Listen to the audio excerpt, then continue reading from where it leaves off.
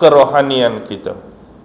Bila berbicara mengenai surah Al-Kahfi, surah ini banyak disebutkan oleh Rasulullah sallallahu alaihi wasallam di dalam hadis-hadis sabdaan baginda yang meriwayatkan tentang fadilah, kelebihan-kelebihan dan keistimewaan-keistimewaan surah ini.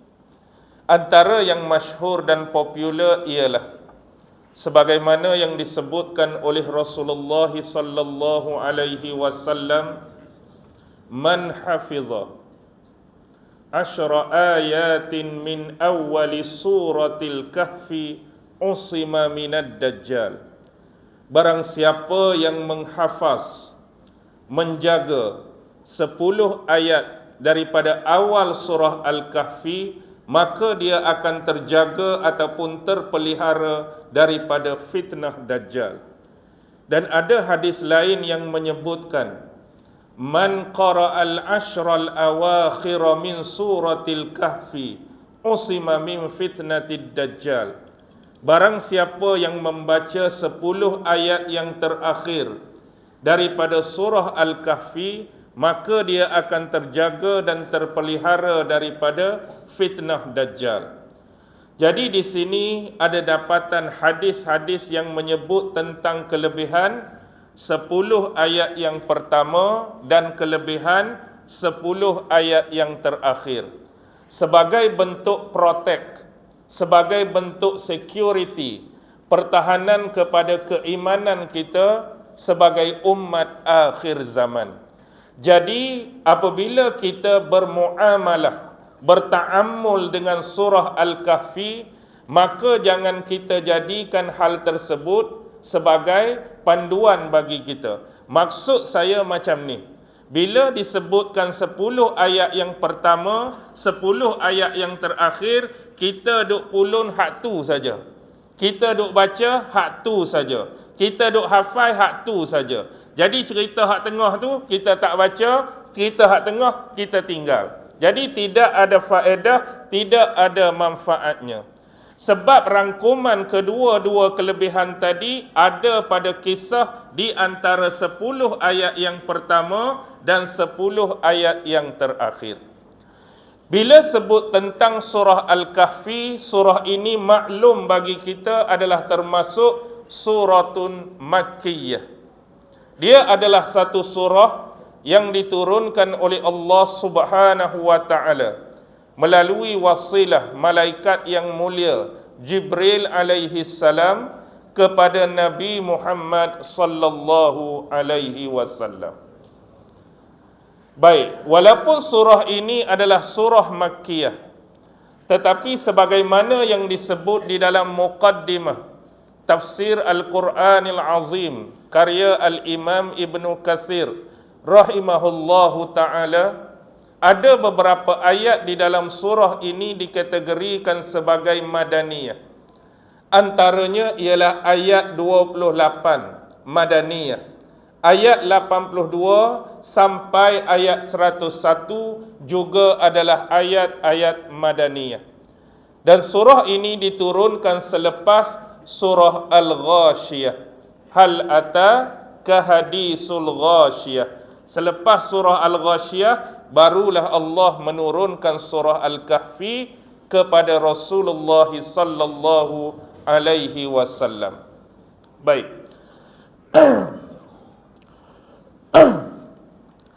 Bila menyebut tentang surah ini, pasti tuan-tuan sedia maklum, sebelum saya berkongsi kisah-kisah yang terdapat di dalam surah ini, surah Al-Kahfi ada 4 kisah di dalamnya. Ini 4 kisah yang utama. Manakala tersirat dan tersisip di dalam 4 kisah ini ada pula 4 bentuk fitnah. Daripada 4 kisah lahirnya 4 bentuk fitnah. Dan daripada fitnah ini telah didatangkan kaedah ataupun cara daripada Allah Subhanahu wa taala bagaimana kita nak menghadapi dan menanggapi fitnah-fitnah tersebut sesuai dengan penyelarasan daripada Allah menerusi wahyunya yang bernama Al-Quranul Karim. Baik, yang pertama ialah kisah tentang apa? Tentang Ashabul Kahfi. Ini kisah yang pertama, iaitu merujuk kepada beberapa pemuda yang beriman yang telah lari menyelamatkan iman mereka, akidah mereka, agama dan kepercayaan yang mereka pegang dari sudut mentauhid dan mengesakan Allah Subhanahu wa taala. Kenapa mereka melarikan diri? Supaya tidak terjebak dalam unsur-unsur masyarakat mereka yang lebih berbau kepada kemusyrikan. Rata-rata di kalangan mereka telah mensyirikkan Allah Subhanahu wa taala. Jadi cara dan jalan terbaik bagi mereka ialah mengasingkan diri daripada kelompok seperti ini. Mengasingkan diri daripada masyarakat seperti ini, bimbang iman, akidah, kepercayaan mereka akan terjebak dalam bentuk yang sama. Takut terjerumus, terjatuh di dalam lembah kesyirikan. Dan mereka bersembunyi di dalam sebuah gua bersama dengan seekor anjing. Dan Allah telah menjaga mereka sehingga menidurkan mereka hampir 309 tahun. Bukan tempoh masa yang sekejap, bukan tempoh masa yang sedikit. Kita hari ini kalau tidur lebih pada 8 jam pun, bangun tu sakit kepala. Sakit kepala tak mudah dah. Pina, pening dah. Puas dah tidur. Lebih 8 jam. Mungkin 12 jam, mungkin 14 jam, mungkin 16 jam. Boleh agak tak kalau nera tidur 309 tahun. Lama. Dan kes-kes seperti ini banyak dirujuk dalam Al-Quran. Contohnya seperti Nabi Allah Uzair alaihi salam yang juga telah ditidurkan oleh Allah hampir selama 100 tahun. Nabi Allah Uzair alaihi salam. Baik. Yang kedua ialah kisah apa? Sahibul Jannatain, iaitu pemilik dua kebun. Yang mana Allah menceritakan salah seorang pemiliknya ialah yang berwatak kufur kepada Allah, tetapi penuh dengan bangkangan, penuh dengan kesombongan, penuh dengan takabur. Yang mana bila Allah menganugerahkan kepadanya bentuk tanaman-tanaman yang subur, berupa kebun-kebun anggur, dikelilingi oleh kebun-kebun kurma, kemudian diairi pula oleh anak-anak sungai. Jadi dia masuk dalam kebun tersebut dengan zalim terhadap dirinya sendiri dalam keadaan sombong, takabur dan membangkang. Seolah-olah dia menganggap bahawa kebun kepunyaannya ini tidak akan pernah rosak, tidak akan pernah hancur, tidak akan pernah musnah buat selama-lamanya. Dan dia mengatakan bahawa kiamat itu mustahil terjadi.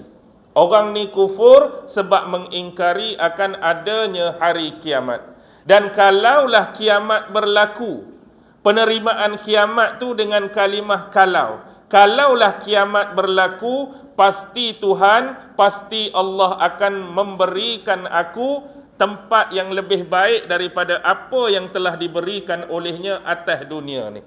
Kalau atas dunia ni dia bagi kebun yang subur, tanah yang subur, ada buah macam-macam, ada pokok macam-macam, ada aliran sungai, kalau aku mati besok, Allah akan balas, Allah akan tempatkan aku dengan tempat yang lebih baik. Kalau Kelantan kita sebut kecek lagu ni koya. Koya. Koya orang sombong, koya orang lawan Tuhan, koya orang membangkang dan takabur kepada nikmat-nikmat daripada Allah Subhanahu wa taala. Kisah yang ketiga ialah Musa wa Khidir, iaitu tentang salah seorang nabi dan rasul Allah yang bernama Musa alaihi salam dengan salah seorang lagi hambanya yang mana masih dipertikaikan. Khidir ni hamba Allah yang soleh barang tentu, tapi dipertikaikan taraf kenabiannya, nabi ke dia, atau kewaliannya, wali ke dia. Tak kisahlah yang tu. Tapi umumnya Musa dengan watak Khidir. Dan ini adalah konsep yang telah dijelaskan dan diinformasikan oleh Allah tentang belajarnya Nabi Allah Musa dengan hambanya yang soleh ini. Di mana? Di pertemuan dua laut. Dan dia belajar dengan Nabi Allah Khidir tentang beberapa perkara. Itu kita nanti cerita, kita nanti sembang kalau sempat. Dan kisah yang keempat ialah Zulkarnain. Zulkarnain, iaitu seorang raja yang mempunyai kerajaan yang besar, mempunyai kerajaan yang luas, yang telah melakukan langbuana. Maksud langbuana, penjelajahan, permusafiran dari timur ke barat dengan menyebarkan kebaikan, membantu kepada mereka yang memerlukan, memberi pertolongan kepada mereka yang memerlukan. Jadi itu sifat sebenar Raja Zulkarnain. Tapi dalam masa yang sama, kisah Zulkarnain disisipkan dengan watak yang asing, iaitu Ya'jujun wa Ma'juj dalam kisah Zulkarnain. Jadi hak nombor satu yang kita harus faham, dalam surah Al-Kahfi ni ada 4 kisah ni, hak utama. Ashabul Kahfi, 2 pemilik kebun, Musa dan Khidir, dan Zulkarnain dan sisipan Ya'juj wa Ma'juj. Baik, apa bentuk fitnah yang terdapat di dalam 4 kisah ini? Fitnah yang pertama dalam kisah Ashabul Kahfi adalah fitnatud din, iaitu fitnah yang berkaitan dengan agama, fitnah yang berkaitan dengan akidah, fitnah yang berkaitan dengan keimanan dan kepercayaan pada agama Allah Subhanahu wa taala. Itu fitnah dalam Ashabul Kahfi. Manakala fitnah dalam Sahibul Jannatain adalah fitnah harta dan fitnah anak-anak. Termasuklah sisipannya fitnah mempunyai pengikut yang ramai. Jadi kadang-kadang Allah uji manusia, terfitnah dengan harta dia, terfitnah dengan anak-anak dia, terfitnah dengan para pengikut dia. Ini ada dalam kisah 2 pemilik kebun. Manakala yang ketiga, dalam kisah Musa dan Khidir ialah fitnah pada ilmu. Fitnah pada ilmu.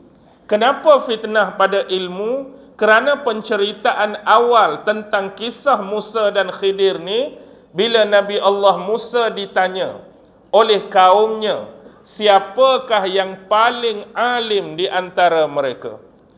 Lalu Nabi Musa menjawab, dialah yang paling alim. Tetapi Allah telah memberitakan kepada Musa bahawa masih ada seorang hambanya yang bersifat saleh, yang bertempat di antara yang kita sebutkan tadi, di antara 2 laut, pertemuan 2 laut.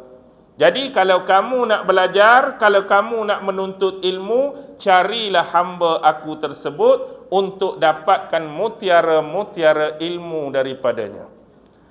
Dan yang keempat, Zulkarnain, Ya'juj Ma'juj dan perjalanannya adalah fitnah kepada salatah, iaitu fitnah kepada pemerintahan, fitnah politik, yang kita sebut fitnah kekuasaan. Jadi itu juga adalah bentuk fitnah.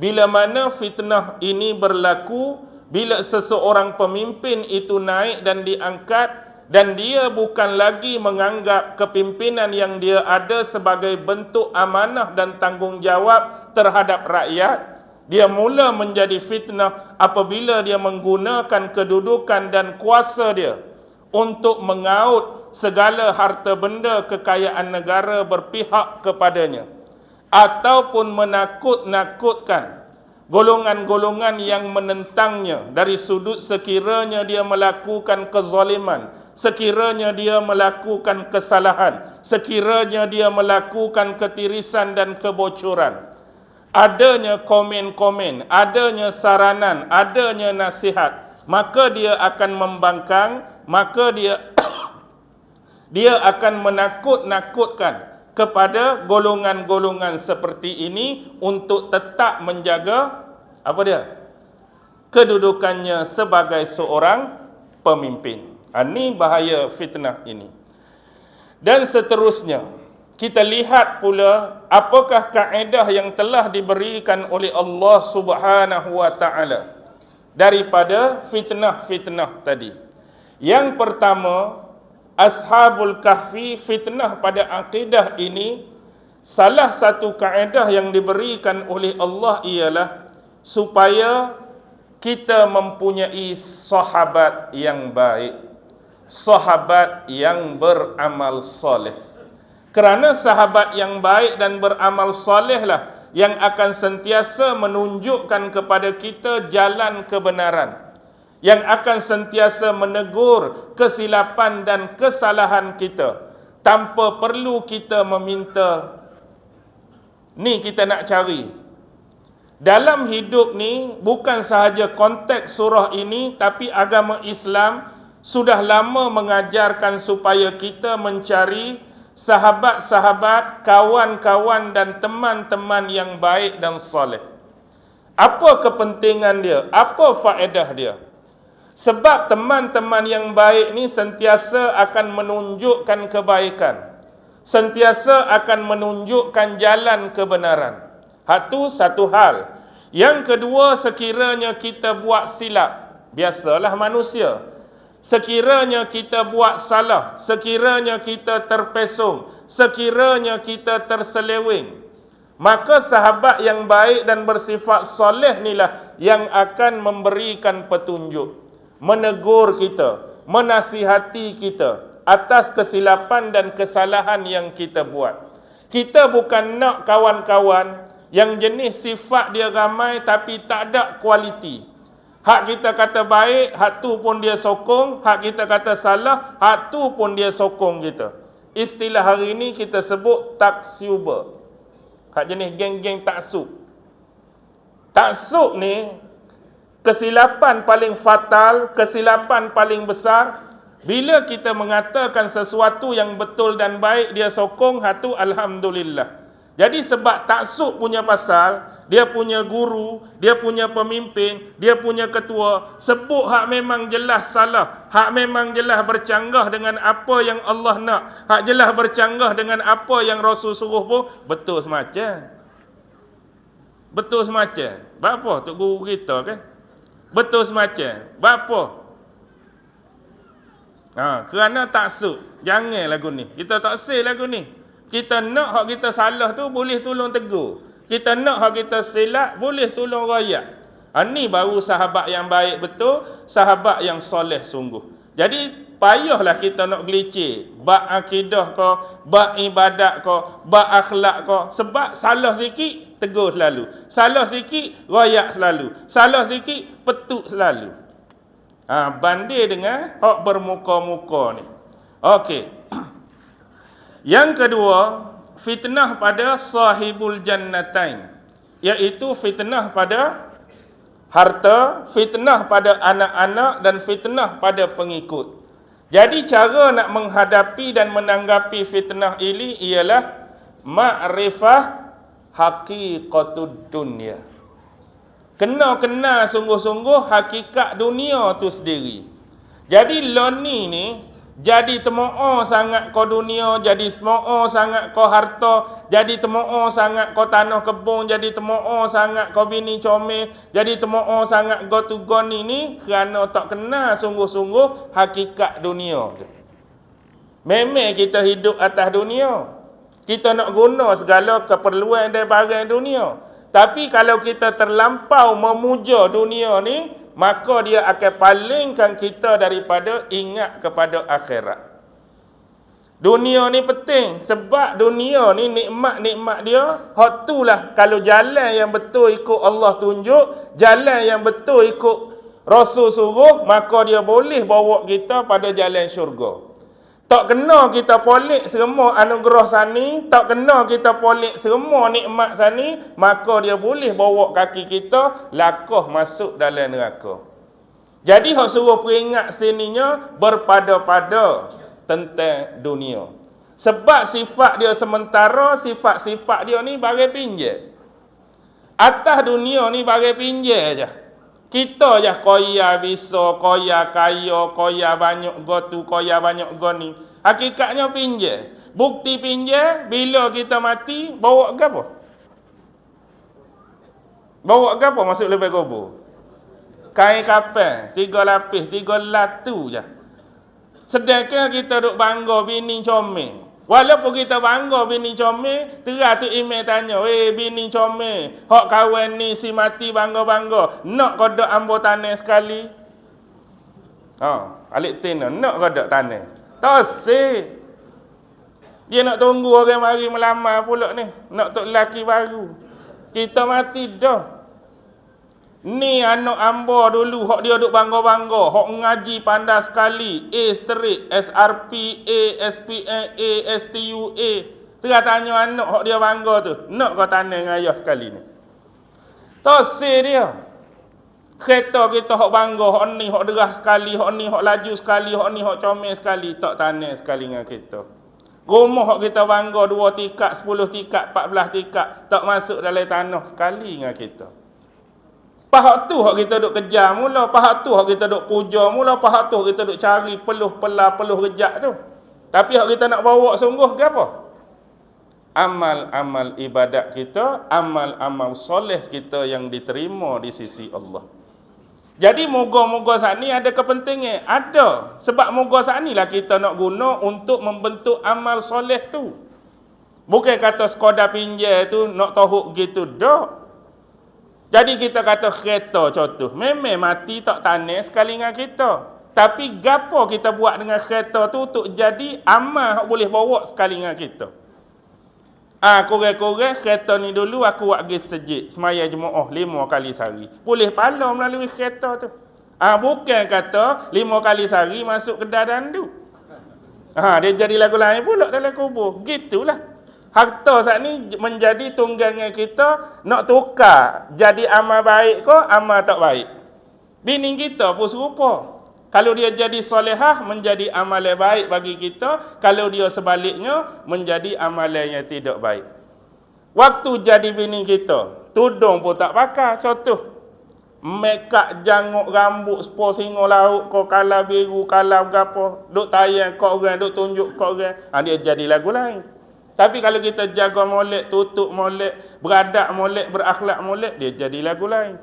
Serupalah anak-anak kita pun, serupalah rumah kita pun, serupa dengan duit kita pun, benda tu nak tukar dalam bentuk amal soleh atau sebaliknya. Tapi hak jadi fitnah tu, nak suruh kenal hakikat dunia, tak seberi temo'o sangat.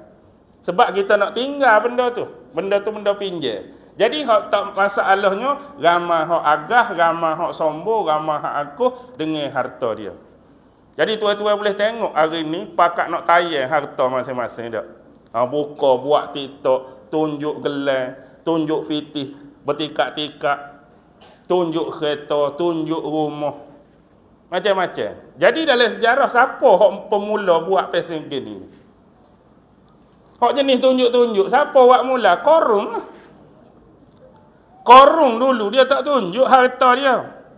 Harta dia banyak sungguh. Dia tak tunjuk kilang dia, dia tak tunjuk gudang dia. Dia tunjuk apa? Dia tunjuk anak koci je. Dia upah orang-orang hak gagah ni pikul anak koci dia. Ada puluh-puluh anak koci dia. Ni gudang ni kilang ni gotu, ni go ni. Tak tunjuk tempat dia tu. Besar lagi, banyak lagi. Kilik anak koci duk tayar kat orang.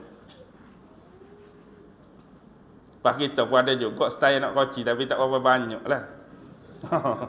Terik pun tunjuk anak koci gambar bitai bucu 3. Nak rayak kereta macam cedih dah. Gitulah. Lepas tu anak koci apa? Ni hak 5 cicing 5 butir tu kan. Audi lah konon-kononnya. Audi. Dia kadang-kadang nak menunjuk dalam tu muka lain. Dia pergi beli bekas tu, nak sahur. Dalam muka lain. Duduk meja makan kat tunjuk. Lambai Mercedes, lambai Audi, lambai Alphard macam-macam. Tapi sudah makan tu, tunggu saya klik belakang. Apa sebab kereta dia duduk bercuruk tu? Kacir ya sebenarnya. Nampak luar tu macam ni. Tengok-tengok, kacir. Takut malu kau orang. Nak menunjuk punya pasal. Baik. Seterusnya ialah fitnah yang ketiga, fitnah ilmu. Cara nak mengelak fitnah ilmu ni tak lain tak bukan ialah tawaduk. Iaitu rendah diri. Ilmu ni kita kena rendah diri. Bukan dengan ilmu lah banyak benda lain. Jadi bab ilmu ni jangan kita sera kita paling bisa, kita paling alim, kita paling tahu, kita paling pandai, kita paling reti, tak sewi ada benda gitu. Nak suruh ingat kalau kita adalah tahu sikit-sikit, dalam kepala kita ni ramai lagi orang hak tahu banyak. Kalau aku ni reti sikit-sikit, tak dalam kepala ni ramai lagi hak reti banyak. Kalau aku ni alim sikit-sikit, ramai lagi hak alim banyak. Kalau aku ni boleh baca 2-3 kitab, orang lain berpuluh beratus kitab lagi boleh baca. Kena tak gitu. Barulah kita ni tak jadi sombong, baru kita ni tak jadi agah. Jadi kena tawaduk. Walaupun kita alim sungguh, tapi jangan wisera ni, kita ni alim pada orang lain. Kena anggap orang lain tu lebih banyak, lebih alim daripada kita. Dan yang terakhir, fitnah kepada pemerintahan. Yang ni obat dia ialah ikhlas. Jadi bila kita ikhlas, barulah bila kita diangkat jadi pemimpin, bila kita diangkat jadi ketua ni, kalau ikhlas kita pegang sungguh amanah. Kalau ikhlas kita jalan sungguh tanggungjawab. Sebab atas dasar ikhlas tadi. Kita tak sewi jadi kedudukan kita sebagai pemimpin ni seolah-olah tepuh tekek nak kaut harta. Sebelum ni sesak. Baru 2 bulan meretah, kaya habis dia. Tak tahu mari mana. Ambil kotu sikit, cuik kau ni sikit, korek kotu sikit, kokok kau ni sikit.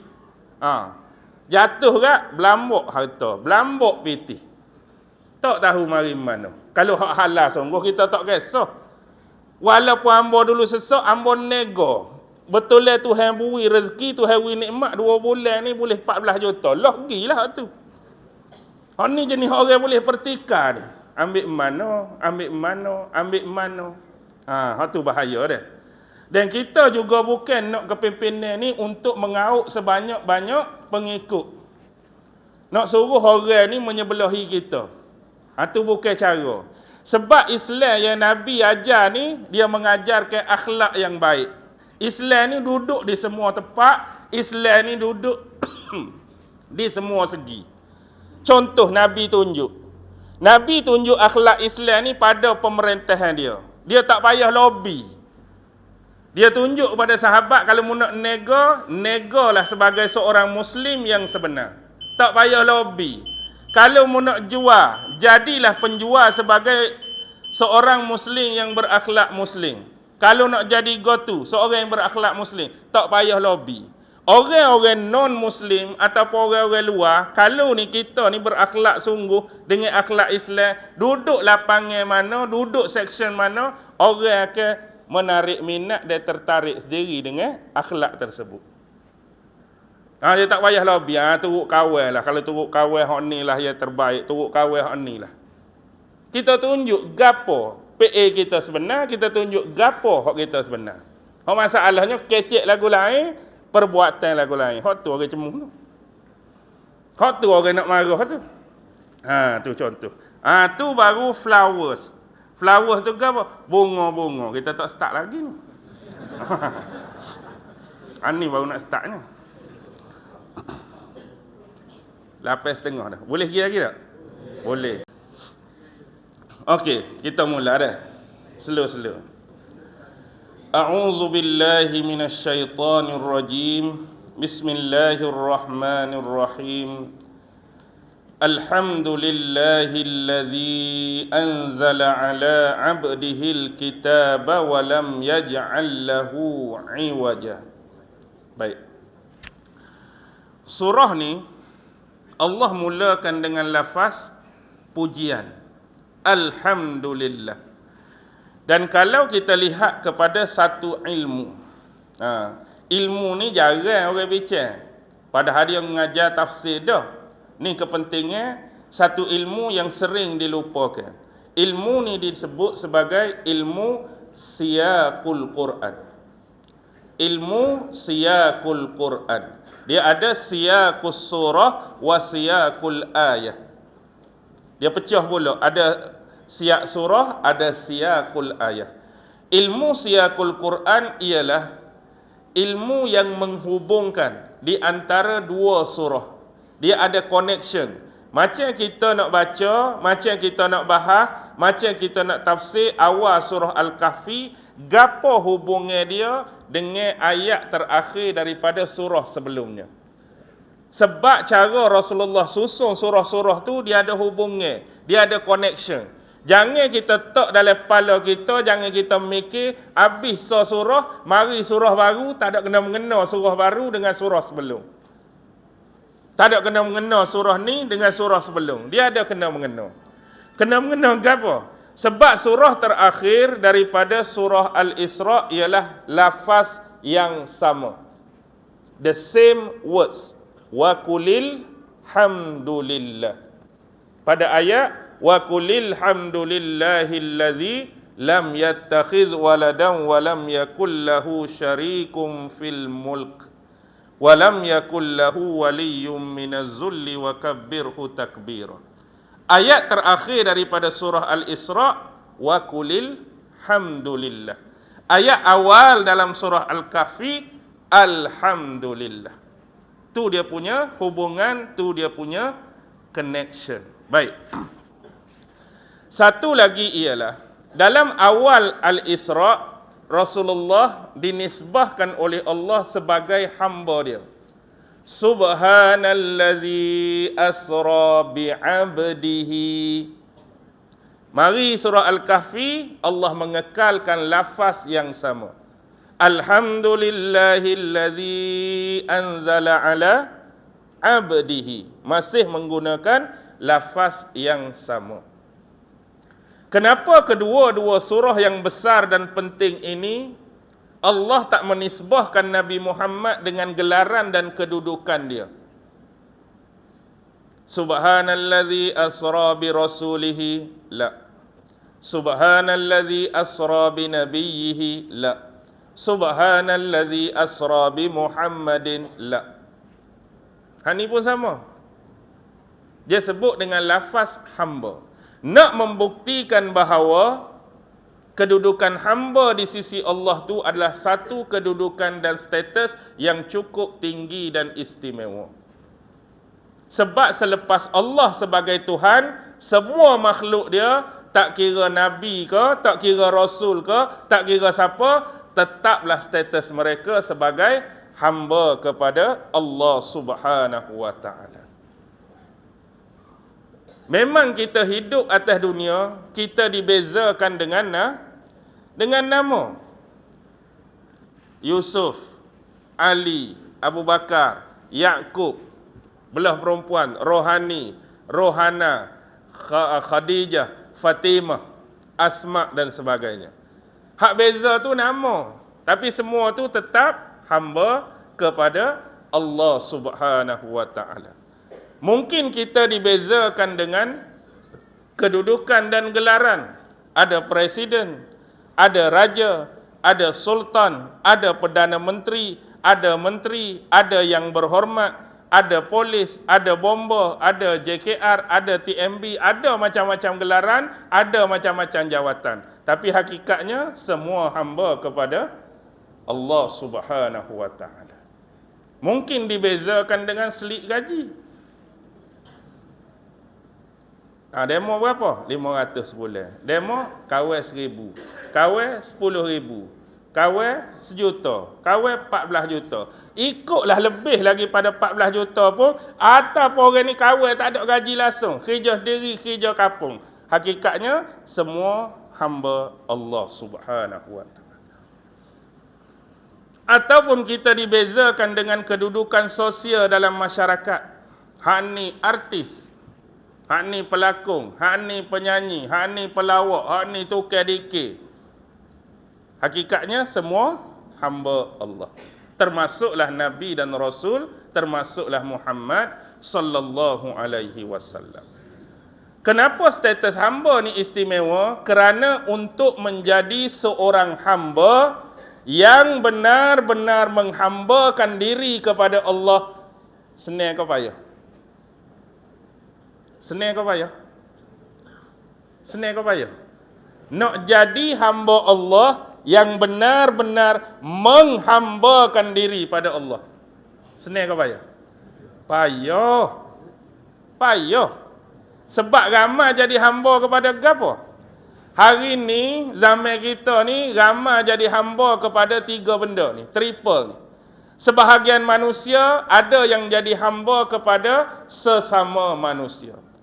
Sebahagian manusia ada yang jadi hamba kepada iblis setan. Sebahagian manusia ada yang jadi hamba kepada harta dan hawa nafsu dia. Tapi nak cari hamba hak sungguh-sungguh menghambakan diri pada Allah, payah. Payah. Okey. Sebab tu Allah sebut kedudukan hamba ni di sisi dia. Baik. Lafaz alhamdulillah di sini penting untuk kita faham bahawa ini adalah merupakan pembahagi kepada Al-Quran kita. Quran kita hak 30 juzuk, Quran kita hak 114 surah ni, dia ada pembahagi dia. Quran ni dibahagikan kepada 4 bahagian. Cara nak cari bahagian-bahagian dalam Quran cukup mudah, cukup senang. Cari mana-mana surah yang kalimah, yang perkataan pertama dia dengan lafaz alhamdulillah. Okey. Bahagian pertama dalam Quran duduk di surah Al-Fatihah. Dia mula dengan kalimah alhamdulillah. Jadi Fatihah bahagian pertama. Mari pula surah Al-Baqarah, surah Ali Imran, surah An-Nisa, surah Al-Ma'idah, surah Al-An'am, Al-Anfal, Al-A'raf, At-Taubah tu gilah. Tapi nak ayatnya, siapa peringkat tu, kita mari surah Al-An'am. Awal kalimah Al-An'am dengan lafaz yang sama, alhamdulillah. Alhamdulillah. Ni pembahagian yang kedua. Siapa habis surah Al-Isra. Jadi masuk surah Al-Kahfi, ni pembahagian yang ketiga. Alhamdulillahillazi anzala ala abdihil kitab. Okey. Kemudian dia pergi siapa ke pembahagian yang terakhir. Surah Saba, alhamdulillah. Surah Fatir, alhamdulillah. Bermula di Saba, bermula di Fatir, ngabih bahagian keempat ni pada qul a'udzu birabbin nas. Mudah? Mudah tak? Senang. Ingat Al-Fatihah, Al-An'am, Al-Kahfi, Saba wa Fatir. Okey, itu pembahagian dalam Al-Quran. Segala puji bagi Allah yang telah anzala, yang telah menurunkan kepada hamba-Nya. Tuan-tuan boleh beza kau dengan surah sebelum ni. Surah sebelum ni, ayat pertama cerita tentang peristiwa Isra. Hak ni peristiwa penurunan Al-Quran. Nak suruh beza. Dalam peristiwa Isra, Rasulullah menerima wahyu daripada Allah bukan standardized biasa. Sebab standardized biasa, para Nabi dan Rasul terima wahyu melalui malaikat Jibril alaihi salam di bumi. Nabi Musa menerima Taurat di bumi. Nabi Daud menerima Zabur di bumi. Nabi Isa menerima Injil di bumi. Semua melalui wasilah malaikat yang sama. Siapa? Jibril. Semua terima di bumi. Tapi sini Nabi Muhammad ni ada dua-dua. Dalam surah Al-Isra dia di luar standardized biasa. Terima mana? Terima wahyu daripada Allah di alam atas, di alam langit. Berupa apa? Solat daripada Allah. Tapi ayat dalam surah Al-Kahfi ni, hak Nabi terima standard biasa sama seperti Nabi dan Rasul lain. Sebab tu Allah kata segala puji bagi dirinya yang telah menurunkan. Baik, kena beringat. Sini Allah guna lafaz anzala. Kadang-kadang Allah guna lafaz nazala. Apa beza anzala wa nazala? Anzalal Quran, nazzalal Quran, apa beza? Sebab terjemah dua-dua diturunkan. Itulah kelemahan bahasa Melayu. Bila terjemah, anzala pun diturunkan, nazzala pun diturunkan. Tapi bahasa Arab mesti beza. Kalau guna kalimah nazzala, bermaksud Quran tu diturunkan secara tadarrush, berperingkat-peringkat. Ambil masa. Supaya turun pada Nabi tu tak? Turun 5 ayat ke, turun 4 ayat ke, turun 3 ayat, tu nazzala. Kalau anzala, turun sekaligus. Kalau merujuk pada Quran, turun hak mana? Malam Lailatul Qadar, 30 juzuk sekaligus daripada Lauhil Mahfuz ke langit dunia yang bernama Baitul Izzah. Nak faham gini, tengok ayat-ayat awal surah Ali Imran. Nazzala alaikal kitaba bil haqqi musaddiqan lima baina yadayhi wa anzalat taurata wal injil. Pasal apa bila cerita tentang Quran guna nazzala, cerita tentang Taurat dengan Injil guna anzala. Sebab anzala tu turun sekaligus, Injil turun sekaligus, Taurat turun sekaligus. Tapi konteks Al-Quran dalam ayat yang sama ni nak cerita Quran ni turun berperingkat sebab guna nazzala. Tapi hak ni guna anzala. Nak ayat turun hak sekaligus. Quran ni sebab ada dua. Beringat situ dah. Ala abdihil kitab. Ke atas hambanya kitab. Kitab ni dirujuk ialah Al-Quran. Jadi pada separuh ayat, tak ada habis ayat lagi ni. Alhamdulillahillazi anzala ala abdihil kitab. Separuh ayat sampai Alkitab tu Allah wak mari teras, Allah wak mari asas, Allah wak mari dasar dan basic agama. Nampak ke tak 3 benda situ? Teras agama, duk 3 benda situ. Allah, Rasul, kitab. Duk situ dah. Alhamdulillah Allah. Ala abd anzala ala abdihi Rasul. Al-kitab, kitab. Ni teras agama. Mengenal Allah, mengenal Nabi dan Rasulnya, mengenal kitab-kitab yang diturunkan kepada sebahagian Nabi dan Rasulnya. Walam yaj'al lahu iwaja. Yang mana di dalam kitab tersebut tidak ada kebengkokan padanya. Jadi Allah menerusi wasilah Nabi-Nya, diturunkan wahyu, agama ini adalah agama yang lurus, agama yang benar, agama yang straight, bukan agama bengkang-bengkok, bukan agama kona lepeh, bukan agama kona-kona, bukan agama U-turn. Bukan. Jenis agama hak Nabi bawa, hak turun daripada Allah ni agama yang benar, agama yang sungguh, agama yang hak, agama yang straight. Sifat dia siratal mustaqim. Baik. Bila kita tengok urutan ni, kita kena faham sungguh. Dalam agama, kena sungguh Allah, kena sungguh Nabi Rasul, kena sungguh kitab dia. Sebab ni adalah panduan yang sebenar. Silap hak ni, habis geleceh kita. Silap hak ni, habis geleceh kita. Sebab tu Allah wak mari, satu kod yang penting, 3 benda ni tak akan ada kebengkokan. Sebabnya apa? Alaqah bagi surah ni. Hubungnya bagi surah ni, adanya Al-Masih Ad-Dajjal. Adanya Iblis Setan. Hak nak wig apa? Hak straight saat ni, puak dia yang nak faham, puak dia nak beki, bui salah. Puak dia nak beki, bui kona. Puak dia nak beki, bui terbalik. Puak dia nak beki, bui U-turn. Sebab tu di tengah-tengah cerita surah Al-Kahfi, tiba-tiba Allah cerita balik surah pasal Iblis. Perasan kau tak?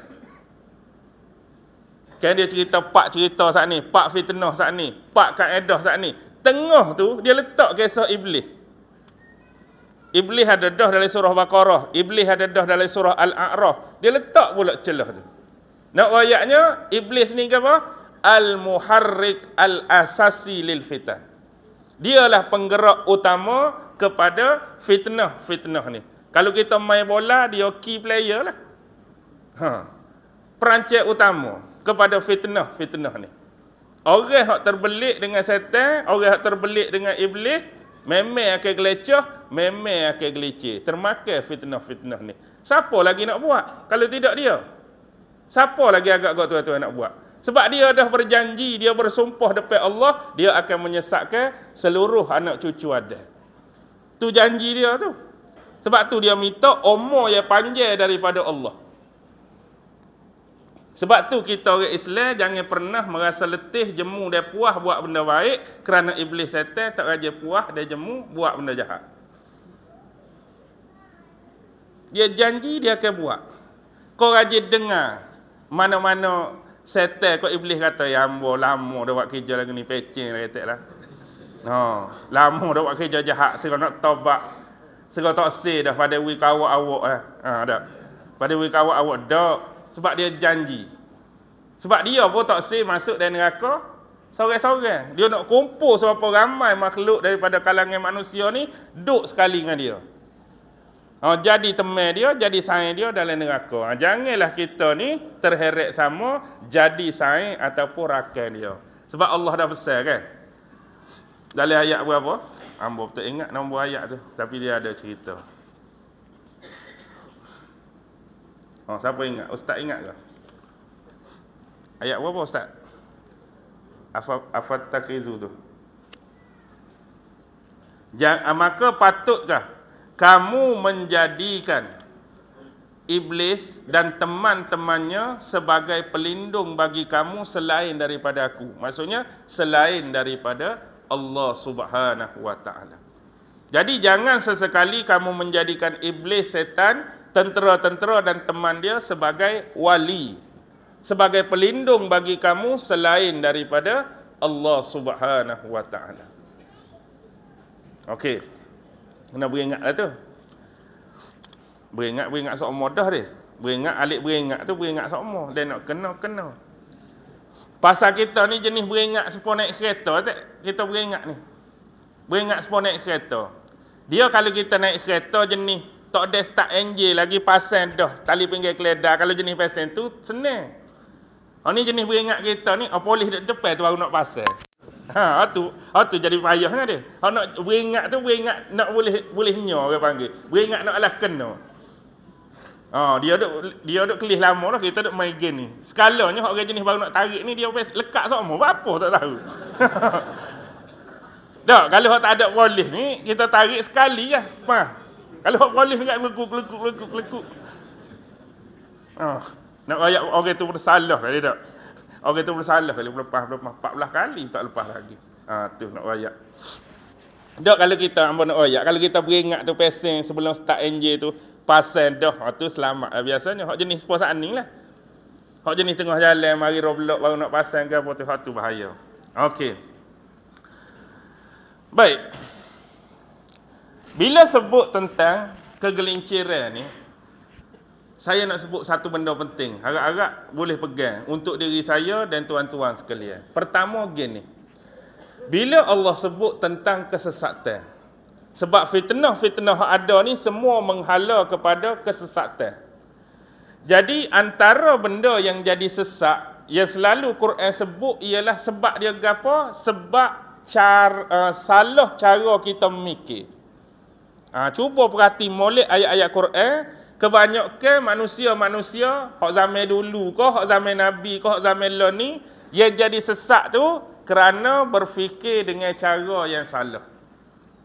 Dia memikir cara yang salah. Jadi Quran telah ajar dan selarahkan dalam beberapa ayat dalam Quran supaya umat dia ni mikir dengan jalan yang betul. Mikir dengan jalan yang benar. Terutama bila melibatkan perkaitan dengan agama, dengan akidah, dengan syariat. Sebab tu pentingnya Allah turunkan wahyu kepada Nabi untuk disampaikan pada kita. Agak-agak, kalau tanpa panduan syariat, tak ada Nabi mari royak, lagu mana jadi? Kalau Allah kata secara umum, kerana aku ni Tuhan kamu, kerana kamu ni makhluk aku, hamba aku, semayanglah pada aku. Tapi Allah tawak mari Nabi royak nak semayang lagu mana, nak ibadat lagu mana, nak sembah dia lagu mana. Agak-agak jadi lagu mana? Kalau panduan tu tak ada. Dia main kepala otak dia lah. Agak-agak lagu ni kali semayang. Dah Tuhan suruh semayang tu, balik suruh tu suruh. Balik nak buat ni. Panduan tak ada, petunjuk tak ada, tata cara pelaksanaan tak ada orang mari royak. Hak betul, hak sebenar. Jadi lagu mana Ustaz? Hak ni tunggal langit lagu ni, hak ni rebah beleping lagu ni, hak ni cocoh colok, hak ni lagu ni, hak ni. Jadi tak betul lah kau lah. Sebab main dengan apa? Main dengan anggaran, main dengan agak-agak, main dengan andaya, main dengan syok wasangka dia. Gini kali.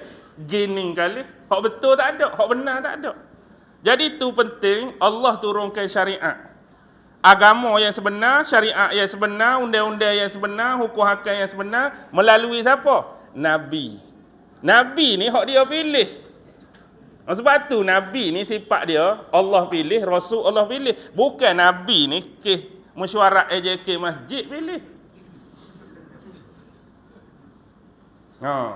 Malam ni kita nak pilih Nabi bagi kawasan tepuh kita. Jadi selepas AJK mesyuarat, Pak Mak boleh 50 nem undi paling tinggi.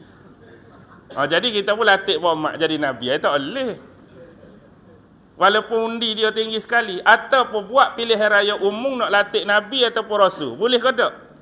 Marilah orang undi dia 1.5 juta undian sekalipun, dia tetap bukan terpilih sebagai Nabi dan Rasul yang sebenar. Sebab bukan manusia pilih. Tapi siapa yang pilih? Allah. Bila dia mari, orang nak dengar ke? Dia Nabi sebenar. Orang nak tasir turut ke? Dia Nabi sebenar. Orang nak terima pun, dia Nabi sebenar. Orang nak lawan, orang nak tetel, orang nak cemuh, orang nak maki pun, dia Nabi sebenar. Sebab apa? Dia Allah yang pilih. Jadi Allah pilih tu nak suruh siapa? Bila nak siapa ada panduan dia. Gapo dia panduan dia? Quran saat ni. Jadi cara nak guna Quran ni ikut panduan daripada penafsiran Nabi, huraian Nabi, kupasan Nabi. Bukan kata Quran masing-masing nak hurah sendiri. Masing-masing nak kupas sendiri. Kalau masing-masing nak kupas sendiri jadi lagu mana? Dia jadi buah berasa saat ni. Yang berasa ayat ni Tuhan nak gini ni. Kalau guna tak sendiri. Tak sihak Nabi hurah, tak sihak Nabi kupas. Dok aku rasa Allah nak gini ni ayat ni. Salah dua-dua. Sebenarnya Allah nak gini. Last kali 14 mari cabar. Tak tahu hak mana so. Sebab huraian tu otak kita. Jadi nak suruh benar, nak suruh betul kupasan dah huraian tu kena ikut hak Nabi ayat. Sebab Allah pilih dia. Ginilah mudah dia. Wak misal, mu gambar ni cikgu sekolah senang nak wak misal faham. Katalah cikgu sekolah ni, ni minta maaf dia. Bukan nak celupa, bukan nak gapo, nak suruh faham. Jadi kalau bayar ni cikgu sekolah ni, Nabi atau Rasul, buku teks hak dibekalkan oleh KPN tu adalah Quran. Kalau nak kira gitu, tak payahlah ada cikgu tu jom hurah. Sebab cikgu ni pergi kursus khusus untuk hurah isi-isi dalam buku teks, kursus khusus untuk mengajar. Topik ni lagu mana nak mengajar. Alat bantu mengajar nak guna gapo pendekatan dia, pemikiran gapo nak guna, induktif gapo, didaktif gapo. Kursus. Tiba-tiba kalau lagu tu tak say ada cikgu, tak say ada Nabi nak guna sendiri, budak membaca sendiri ikut mu nak faham ke mana. Jadi ke tak? Linek kita mau jadi cikgunya, cuma masuk ikut timing sungguh. 8.30, 9.30. Buka buku teks, muka surat 95. Baca keterangan tu, faham ikut mu lah, faham masing-masing. Senang ke? Kita duduk sini ya. Okey, Ali mu faham lagu mana hak mu baca? Peringatan mu. Mu faham gini. Habis jadi nak pakar hak mana? Dah mu faham gitu, mu pakar tu lah. Mu faham gini, pakar hak ni. Gitu ke? Semudah tu ke? Tak. Budak boleh baca ke kalau kita suruh? Boleh. Budak boleh mengajar ke kalau kita suruh? Boleh. Serupa kita dengan Quran. Kita boleh baca tak Quran? Boleh, faham belum tentu. Supaya budak, dia suruh baca. Gapo kehendak daripada petikan tersebut? Gapo kehendak daripada karangan tersebut? Belum tentu dia faham. Supalah kita. Jadi nak faham, kena ngaji. Ngaji kena ada tok guru. Dia bukan jenis ngaji sendiri, bedah sendiri. Hak tu yang jadi sesat tu. Sebab dia duk bedah sendiri, dia agak sendiri, dia hurah sendiri, dia kupas sendiri. Rasa-rasa Tuhan nak gini ni. Rasa-rasa ayat ni tan kok ni. Rasa ayat ni tan kok nu. Lepas tu alik ulu alik jatuh tak tahu hak mana. Hak tu jadi sesat barat tu. Jadi Islam mari, Quran mari ni nak buat lagu mana? Quran mari ni nak ajar cara mikir yang betul. Ambo nak wayak lapan contoh mudah. Orang jadi sesat ni menerusi ayat-ayat Quran yang ada ni sekurang-kurang 8 sebab jadi sesat. Pertama, jadi sesat seseorang kerana tidak berpegang dengan kitab yang diwahyukan oleh Allah. Maksudnya Quran ni tak saya pakai langsung dalam hidup dia. Lepas tak saya boleh sesat ke mana? Quran tak saya pakai. Yakin kau tak sesat? Sesat tak saya pakai Quran ni. Dia nak pakai apa agak-agak hidup dia? Dah dalam Quran ni lah suruh semayang. Dalam Quran lah ada perintah lain. Dalam Quran lah larangan. Dalam Quran lah tak saya buat gini. Dalam Quran lah hak ni halal. Dalam Quran lah hak ni haram. Tiba-tiba Quran tu tak saya pegang. Quran tu tak saya sakut diri kita di dia. Pas nak pegang riga apa? Pas nak pegang riga apa? Dengan otak berasa benda ni comel, berasa benda ni baik, berasa benda ni juru, berasa benda ni tak juru. Dia berasa, dia orang panggil tak lekat unjak. Bila mai wah berasa, adakah berasa baik kita serupa berasa baik orang? Tak. Adakah berasa tak baik kita serupa berasa tak baik orang? Dia tak serupa. Contohlah wak lolok dah. Tidak wak lolok sungguhlah. Ni teknik dagu air nak minum ni. Jadi dia guna ni. Benar nak minum belah-belah. Kata, ni gelas, ni botol. Ada orang baik bagi dia minum air dalam gelas, kita kata contoh. Ada orang baik bagi dia minum dalam botol. Jadi kumpulan A bagi kami kumpulan A baik minum air dalam gelas, tak baik minum air dalam botol. Tanya hobi pula, kami baik minum dalam botol, tak baik minum dalam gelas. Tengok tu baru dua buah. Canggah dah. Jadi kalau kita nak main agak, tak ada panduan agama, hak tu mikir lagu lain, hak ni mikir lagu lain. Lagu mana kalau kita kata nikah lebih baik daripada zina? Mari puak dia, kami rogo orang lagi baik. Kita nak katakan dia. Panduan tak ada ni sebab kita tak megang di Quran, tak megang di hadis, tak megang di agama, tak megang di syariat. Kalau mari, rogo orang lagi baik. Kita nak kata apa? Mana boleh gitu? Dah bagi kami pemikiran kami rogo orang tu baik. Mau nak kata apa? Pemikiran kami pula tetap orang tikar orang baik. Kita nak katakan panduan tak ada. Dia jadi cakap halah. Jadi mari panduan ni nak suruh turut hak ni belaka.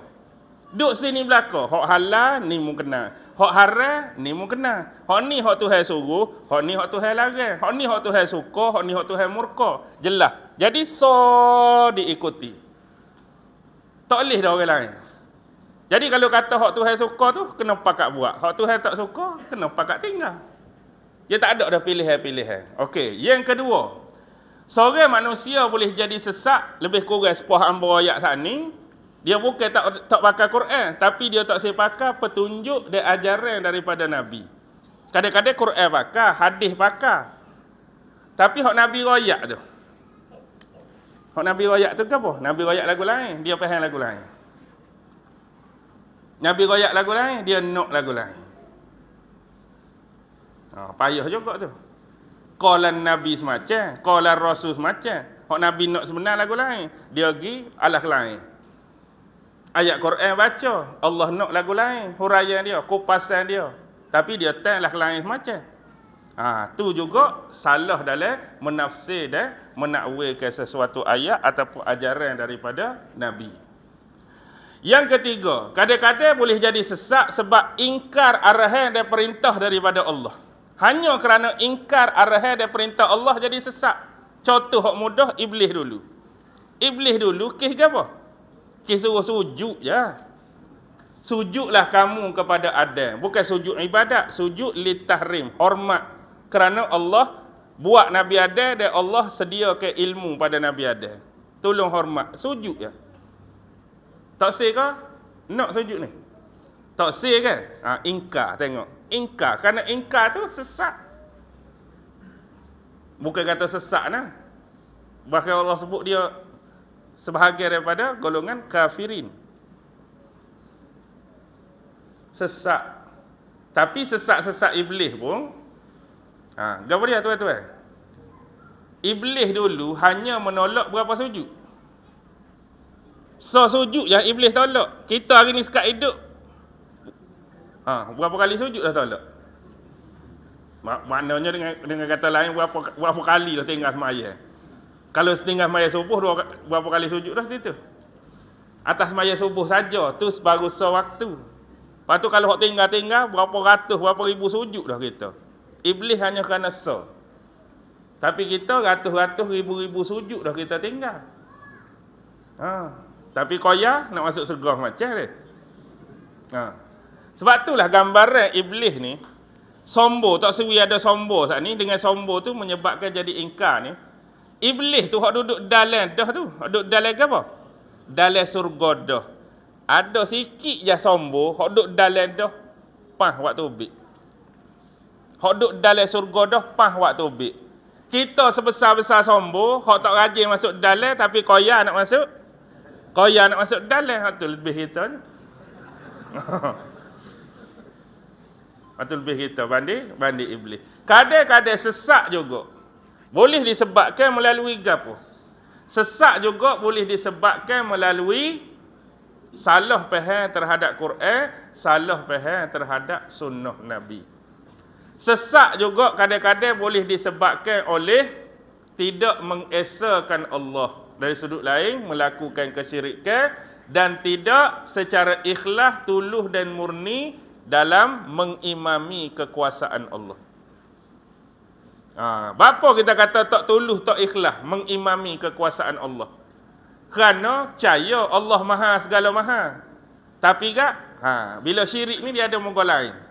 Seolah-olah bila minta tolong dengan muka lain selain pada Allah, berdoa dengan selain pada Allah tadi, hak lain itu sama bisa dengan Allah. Faham ke tak ni?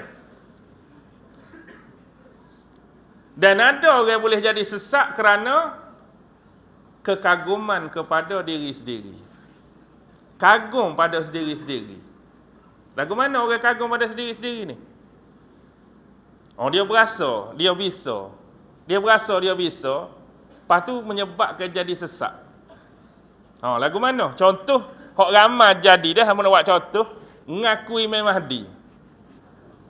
Ngakui Imam Mahdi. Kisahnya gapo asalnya? Kagum pada diri sendiri. Dia berasa sendiri, dia nak letak, dia ambil hadis-hadis, pesen-pesen Imam Mahdi, sifat-sifat Imam Mahdi, ciri Mahdi ni, dia tak berasa-berasa di dia. Dia kata contoh, antara ciri dan sifat Imam Mahdi, berdahi luah. Dia pocek di cermin, luah ngot. Ada dah tu peten luah. Jenis kagum ada diri sendiri tak? Ada dah tu bahagian dahi luah tu. Lepas tu hidung macam, mungkin macam lah sikitnya, tak macam mana pun. Ada dah alik macam tu. Dia berasa-berasa lah. Jadi dia carilah hak berasanya gitu gini. Hamba dah kau Imam Mahdi.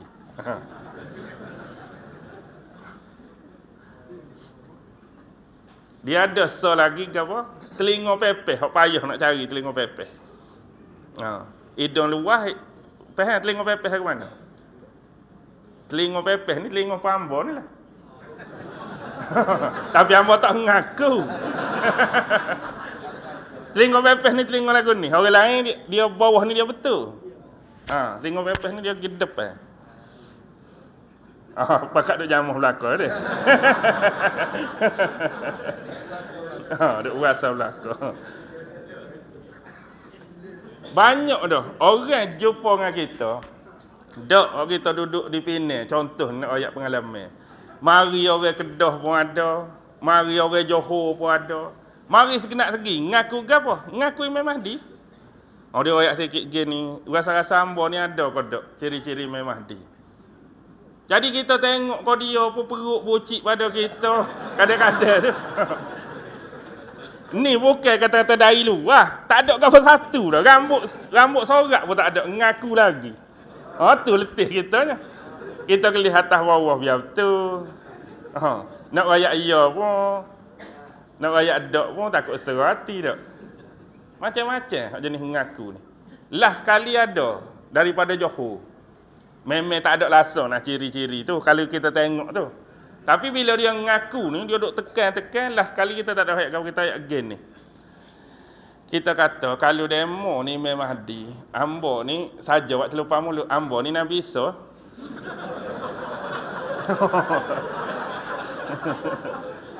Bukan kan, no. Sepatutnya kalau demo tu Imam Mahdi sungguh, kawan ni hak kodi kena cari demo. Ni demo Imam Mahdi demo, mari cari kawan. Tidak kau lucu kau? Tak, dia tu Imam Mahdi sebenar. Contoh, bila yang ngaku dia Imam Mahdi sebenar, cari kita untuk nak ngesah dia tu Imam Mahdi. Cari kita hak tak ada apa-apa. Patut kita lah cari dia hak sebenar. Jadi bila demo tu Imam Mahdi, kawan Nabi Sada. Jadi dengan arwah tu kat makan jon-jonnya start kereta pergi. Kan senang lagu tu. Kita tidak nak mengaku hak sungguh saat ni, cuma nak rayaknya. Lagu tu lah cara. Kita buat ayat-ayat nak suruh balik, nampak tak degih. Ayat-ayat nak suruh pergi, nampak tak degih. Nak suruh tekan juga dia sebenar. Alah sekali kan, klik dengan saja lah. Pesen orang ni dia kagum diri sendiri. Tu pun, kes tak mengaku Nabi Isa tu sebab payah so. Sebab Nabi Isa ni turun langit. Kalau jenis mari kot bumi juga, ramai lagi rasa mengaku. Sebab dia tak lepas tu lah. Imam Mahdi ni mari kot darat kan. Dengan sifat gitu dia boleh lah nak mengaku. Sebab Nabi Isa ni, Allah cerita dia akan turun langit malaikat waktu. Tu dia tak lepas kali. Tu yang jadi tak mengaku tu. Kalau kita kata mari kot arwah mana-mana gini, tahan mengaku lah pula. Payah orang ni dia. Hak bagi jenis kagum. Pas sesak gitu. Duk koyak tak tahu mana. Okey. Jadi atas dasar kesesatan tersebut, kesesatan tersebut juga 9-10. Lagu mana ni? Boleh pergi lagi? Boleh pergi lagi. Baik. Jadi kalau kita nak kait dengan cabaran zaman moden kita, dari sudut akidah, kalau kita nak masuk pak-pak ni, kalau hamba duk buat ceramah sebelum ni, dia kena 8 kali. Maksud 8 kali tu 8 kali siri kuliah baru habis surah Kahfi. Sebab dia banyak panjang lajak. Jadi kita ambil sikit-sikit. Kita ambil berkaitan akidah sebab ni hak penting. Kalau kita kata zaman selepas kewafatan Nabi, antara mazhab-mazhab dan aliran hak sesak selain daripada ahli sunnah. Kita belajar sejarah kita kenal kan? Antaranya Syiah ke, antaranya Qadariyah ke, antaranya Jabariyah ke, Mu'tazilah ke, Mu'attilah ke, Jahmiyah ke, Karamiyah ke, ikutlah gapo Yahyah belakang tu. Jadi itu adalah mazhab-mazhab akidah yang dilabelkan sebagai sesak. Jadi Islam bila sebut sesak ni dia bukan jenis sesak jalan, salah masuk lorong apa kita faham tak. Sebagai contoh dalam surah An-Nisa ayat 116. Wa may yusyrik billahi faqad dhalla dhalalan ba'ida. Barang siapa yang mempersekutukan Allah dengan sesuatu pun jua, maka sesungguhnya dia telah sesat dan sesat sejauh-jauhnya. Nak menunjukkan sama seperti hak hamba rakyat saat ni, sesat yang diistilah dan dikategorikan dalam Quran ni ialah salah cara mikir. Salah cara dia berfikir tentang Tuhan. Contoh orang-orang musyrikin di Mekah kan. Maknanya Allah ni kalau kita nak berdoa, Allah ni kalau kita nak mohon, Allah ni kalau kita nak berhajat, Allah suruh doa kau dia.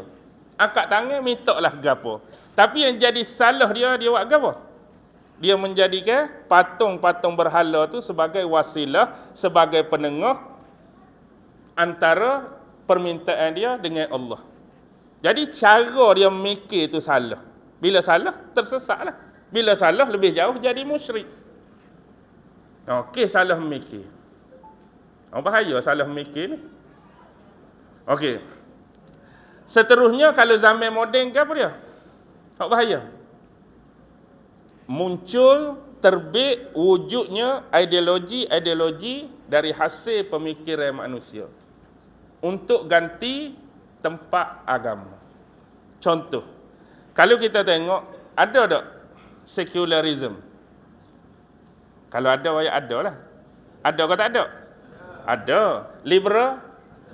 Pluralism? Komunis? Feminisme? Fasisme? Nazisme? Pragmatisme? Ada berlaku. Jadi apa tubik benda-benda gini? Apa keperluan ism, ideologi pemikiran ni tubik? Sebab nak menyaingi agama. Dia gini, mudah dah, nak suruh faham, nak tarik. Kalau kita kecek bab Isra', Rasulullah menerima anugerah daripada Allah berupa ibadat solat. Jadi bila ibadat solat ni ialah penghubung antara seorang hamba dengan Tuhan dia. Jadi terima di mana? Di alam langit. Jadi poin penting bagi kita di sini kena ada keharmonian, kebersamaan, keselarasan antara perintah alam langit dengan amal, ibadat dan kerja buat kita di bumi kena selaras, kena betul. Kalau dia longgar, kena kemah. Kalau dia belok, kena betul. Ni minta tolong faham molek. Kena kemah gapo? Kena betul gapo? Betul hak Tuhan nak, betul hak Tuhan suruh dengan amal, ibadat, kerja buat kita bumi, betul. Kalau lagu lain hak atas, lagu lain kita buat, jadi lagu mana? Jadi lagu mana? Contoh, Allah nak lagu lain, kita buat lagu lain. Allah suruh lagu lain, kita buat lagu lain. Jadi gapo hidup kita atas muka bumi? Jadi tak ada kebahagiaan, tak ada ketenangan, tak ada keharmonian. Jadi nak ketenangan, nak kebahagiaan, nak gapo sat ni kena selaras, kena harmoni dengan perintah alam atas. Contoh, kalaulah alam atas suruh kita sembahyang, maka berkewajipan kita duduk atas muka bumi kena sembahyang. Kalau hak atas suruh zakat, kita kena zakat. Kalau hak atas suruh puasa, kita kena puasa. Ni kalau suruh semayang, kita tak semayang. Suruh puasa, kita tak puasa. Suruh amar makruf, kita amar mungkar. Gapo jadi? Dak, baik kau masyarakat, kau punuh masyarakat. Punuh. Tuan-tuan tahu kau masalah yang berlaku dalam masyarakat hari ni, punuhnya masyarakat kerana tak ada keselarasan saat ni. Kalau magnet, kalau kita tiung sama-sama alik gapo negatif positif dia tu, hak sama dia akan jadi kan? Dia akan jadi necak, dia tak lekat. Kalau hak serupa, mana kita tak tu dia pun zoom. Tapi kalau kita tak positif negatif, tarik selalu. Kita nak suruh gitu, tarik selalu. Tak sewi jadi tak zoom. Apa yang jadi gitu, gini mudah. Ni analogi, ni kiasan. Kalau kita beli laptop, kalau kita beli komputer baru, biasanya nak suruh sistem operating ni jalan, kita kena bubuh OS, operating system dia. Hak asli, hak sungguh-sungguh. Biasa beli laptop baru, komputer baru, hak asli dia ke apa? Microsoft. Tu hak asli dia. Jadi dia bekas hak asli, guna hak asli. Tiba-tiba kita tak segunalah kata ke hak asli. Nama Microsoft juga, cuma beli tepi jalan go RM5. Microsoft juga, aku tak say pakai hak sebenar dia, tak say pakai hak asli dia. Aku nak beli Microsoft go RM5 tepi jalan. Bubuh. Kita pun setting. Agak-agak jadi kan? Berkemungkinan hak go RM5 tekan huruf A tu bik huruf ke apa? Go RM5 apa hadir ya pirate. Tekan A tu bit C, tekan C tu bit D, tekan Z tu bit Q. Guano ni Microsoft apa lagu ni? Kalau main game dia jadi ke apa biasa? Dia panggil istilah crack kan? Crack, gambar jadi tak comel. Hak muka orang lelet-lelet tubik-tubik muka kuda. Contoh. Hak lori tiba-tiba jadi basikal, bukan jadi lagu tu, cuma nak ayatnya dia berbalam-balam dia jadi crack sistem tu, tak comel. Tapi banding kita guna hak asli, tekan A tu bit A, tekan B tu bit B. Dia tak lagging, dia laju, dia pantah, boleh update semua. Itulah beza dia. Nak ayatnya kita tu apa? Kita tu laptop. Kita tu lah komputer. Jadi Quran tu software saat ni. Jadi nak suruh hidup kita ni baik, jalan sebagaimana yang nak diprogramkan, pakailah software yang asal, software yang asli. Pakai hak pirate, pakai hak rekod-rekod, pakai hak agak-agak, jangan habis. Jangan habis ke apa? Jangan habis laptop, jangan habis komputer. Nisbah jangan habis kita lah. Oh. Tapi hari ni, minta maaf hamba sebut dah. Dia mewujudkan ideologi ni seolah-olah nak menjadikan dia tu sebagai Tuhan baru. Kenapa Tuhan baru? Dia mewujudkan ideologi ni untuk diikuti dan diamalkan oleh orang ramai. Sebab ketidakpuasan hati dia terhadap agama. Tak say pakai Quran, tak say pakai hadis. Maka dia mewujudkan ideologi sekularisme yang menyingkirkan agama. Contoh. Jadi duduk boleh 2-3 hari, duduk boleh 2-3 bulan, tubik kedak orang lain. Tubik orang lain pula. Tak puas hati lah. Hak ni okey dah, tapi ada sebab tak puas hati. Aku tak puas hati ni. Aku nak buat liberalisme pula. Tubik liberal pula. Duduk 2-3 bulan, tubik dak orang lain. Tak boleh gini ni, liberal ni. Pluralisme lah. Duduk tak lama, semua agama ni sama je, pluralisme. Tak boleh. Nazisme. Tak puas hati. Tak puas hati. Tak puas hati. Nak puas hati kan, moga hak otak manusia mikir, hak manusia buat tak akan pernah sesuai dengan fitrah manusia. Sebab dia mari daripada ideologi manusia, pemikiran manusia, idea manusia. Mesti ada lemah, mesti ada kurang. Dan dia tidak akan dapat memenuhi kesemua cita rasa dan fitrah yang ada pada manusia. Dia ni kalau puas hati, dia tak tubik dah hak lain. Dia bila tubik sekular tu dia duk tahan jak dulu sampai lah ni, tak ada dah izin lain. Buat apa boleh tahan sekular ni? Puas hati sungguh. Mana nak tubik orang lain dah. Kita duk pakai berapa lama dah. Tu orang panggil puas hati sungguh. Sebab apa? Tak tubik dah izin lain. Padan dengan hak ni, kemas dengan hak ni. Puas hati dengan hak ni. Tapi duk ni tubik hak ni, duk ni tubik hak ni. Bukti tak puas hati. Tak sesuai dengan fitrah. Hak tino jatuh semua, tubik feminisme pun tak. Tapi kalau Islam ni, bapa dia puas hati sebab mari mana? Mari Tuhan. Tuhan buat kita, Tuhan lah paling tahu sesuai dengan fitrah kita. Tuhan paling tahu gapo hak terbaik untuk kita. Hak dia suruh, itulah hak baik untuk kita. Hak dia larang pun, itulah hak baik untuk kita. Dua-dua ada baik. Dia suruh pun memang baik, hak dia larang pun memang baik. Kalau dengan otak kita nak hak dia larang tu, hak nak sama tak? Minum arak hak kita nak, hak dia tak sibui. Zina hak kita nak, ambil barang orang, curi barang orang, rapah barang orang hak kita nak. Jadi hak tu sebenarnya hak mono. Hak mono.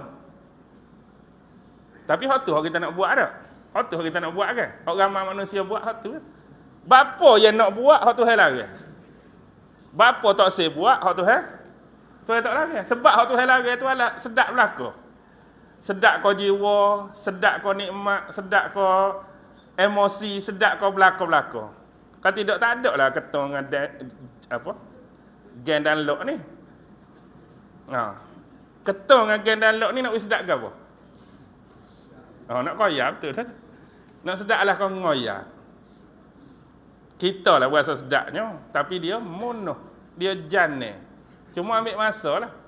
Kita berasa mungkin kena sekali dua, berasa koyak, berasa sedap. Tapi jangka masa panjang, dia ni mono. Tak say gitu. Baik.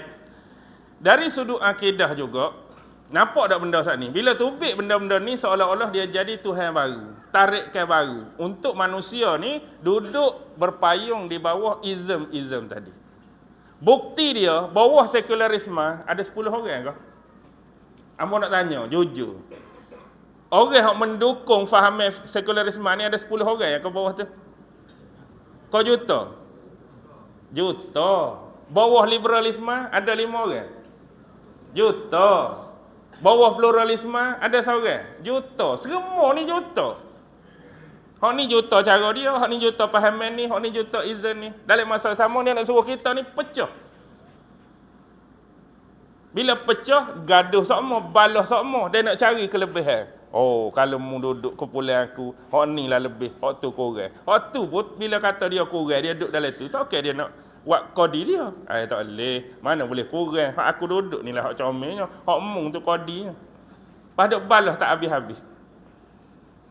Tapi kalau duduk dalam hak sah saat ni, hak Tuhan bui, hak Tuhan suruh, hak tu lah hak terbaik sebenarnya. Tapi ramai tak saya pakar. Ramai tak saya amal. Nak pakat tinggal belakang. Sebab apa? Sebab apa? Sebab kadang-kadang atas kita juga. Cara kita beroyak kadang-kadang, cara kita nyapa kadang-kadang, cara kita berdakwah kadang-kadang. Tuan-tuan boleh tengok. Ni pesannya untuk hamba sendiri. Kadang-kadang sebahagian penceramah kita, da'i kita, pendakwah kita, hak dia nak royak tu benda comel dah. Hak dia nak royak tu benda sungguh dah. Mari dalam Quran, mari dalam hadis. Cuma ya jadi orang tak saya dengar dia beroyak tu, cara dia beroyak.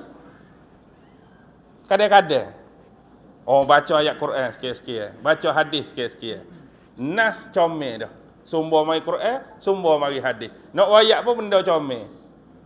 Nak dakwah pun benda comel. Tapi cara tak comel beroyak, orang sakit hati. Cara tak comel beroyak, orang nak marah. Cara tak comel beroyak, orang akak punggu, tubik masjid. Tu kena belajar, apa dia? Teknik dan kaedah berdakwah. Dalam Quran ni, Allah ajar ni cara. Cara kita nak kecek saja. Cara nak kecek saja. Dalam surah An-Nisa ada 3. Qaulan ma'rufa, qaulan sadida, qaulan baligha.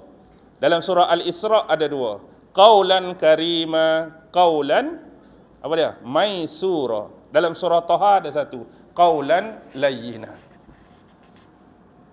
Apa gapo sasa tu? Kena belajar.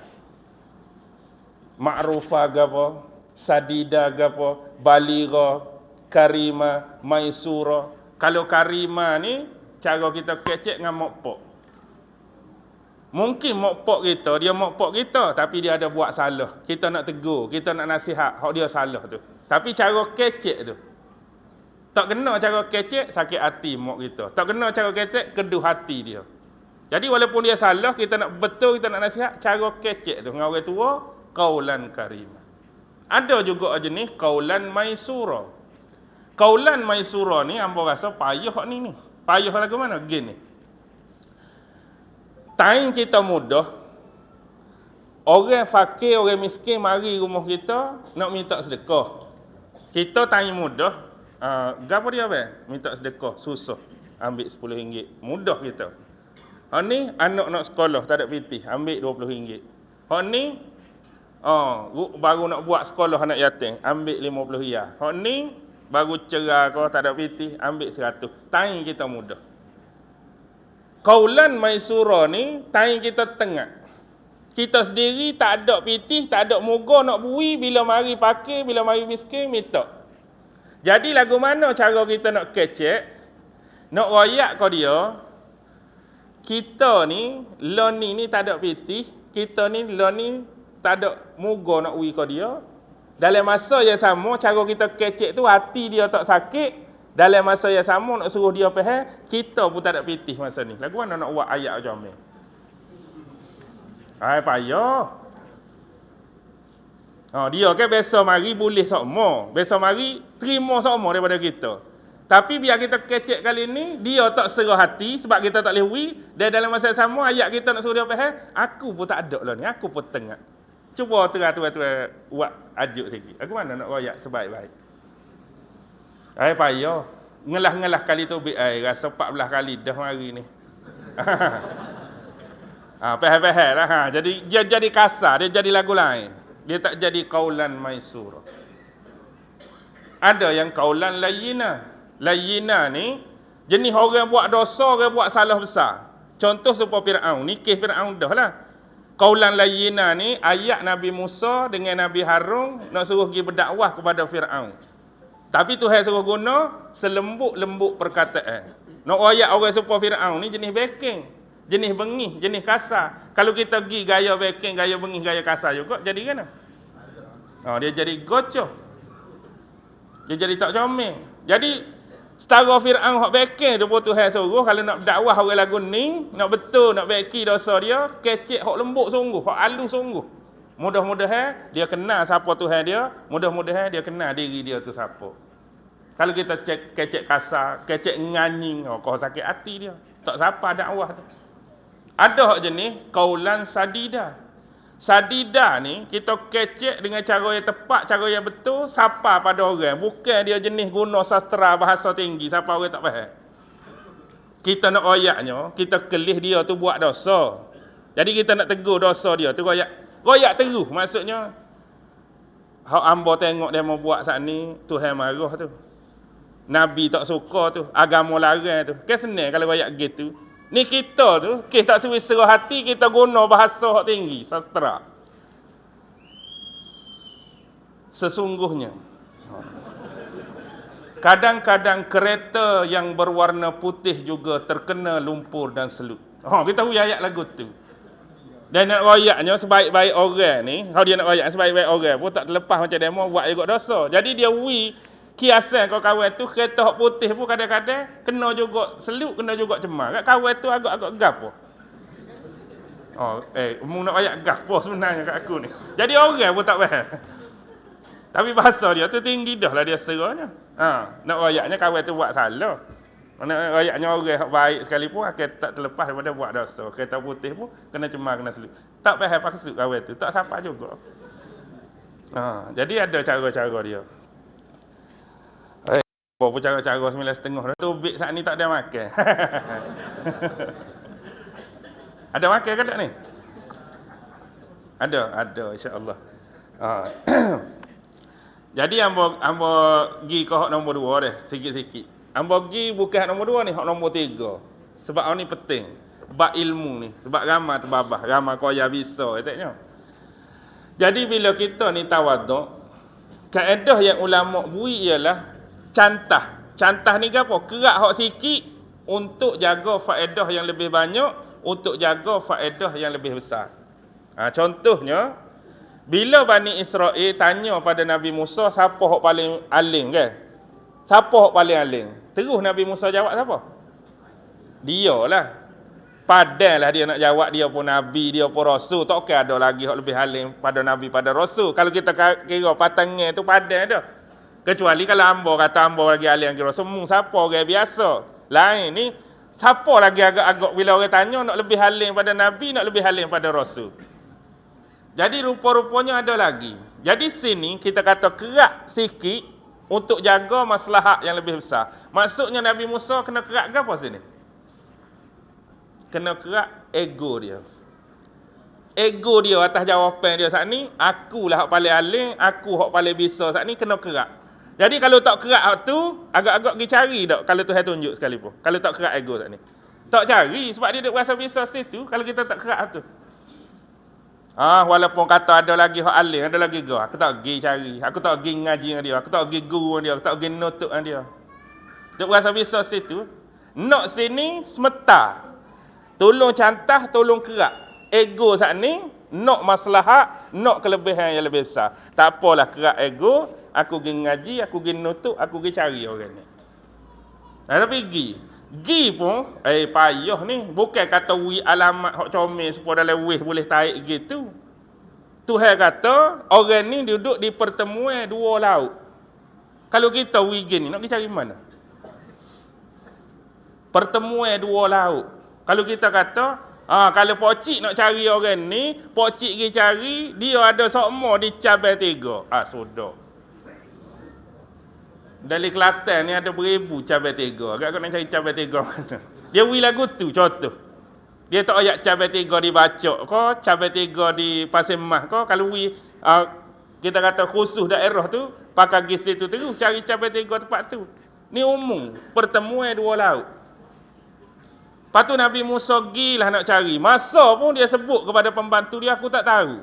Berhari-hari ke, berbulan-bulan ke, mungkin ambil masa bertahun-tahun. Sebab nak cari benda hak jenis tak khusus gini. Tapi bawa bekal ke apa bawa bekal? Ikan ke? Ikan. Kita panggil ikan sebelah tu lah. Okey. Biarlah lepas tu. Bila jumpa tu, minta nak mengaji, minta nak belajar. Jadi hak mula-mula sekali bila naik kapal reka-reka, bila naik kapal Nabi Khidir buat apa? Nabi Khidir pergi takal, kita kata dia, takal. Wak monoh sikitnya. Jadi ni nak royak cantah hak sedikit. Takainya sebutir kapal.